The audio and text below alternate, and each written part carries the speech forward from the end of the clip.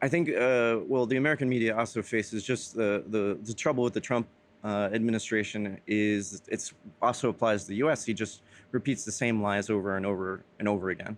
It's like he can say things like, "Okay, it's we spent $350 billion in Ukraine, and Volodymyr Zelensky has a 6% approval rating, all this kind of stuff." And I think one of the problems is that some of these misconceptions can easily get through.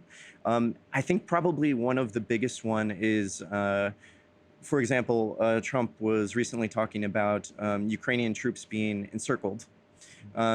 And presumably he's referring to the Kursk region in Russia, where which Ukrainian troops have partially occupied a territory about the size of Luxembourg since last August.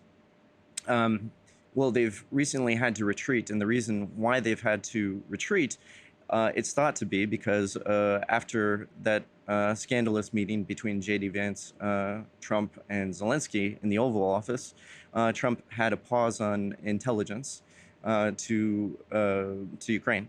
And it's thought that this might be directly responsible for these troops in Kursk having to retreat. And it could have cost Mhm. hundreds of casualties. But nonetheless, the way that Trump told it was he said that he was talking on the phone with Putin, and that thousands of Ukrainian troops were Interesting. encircled, and he asked Putin to please not kill them, and Putin agreed not to kill them. And it's Mhm. just an absolutely made up story.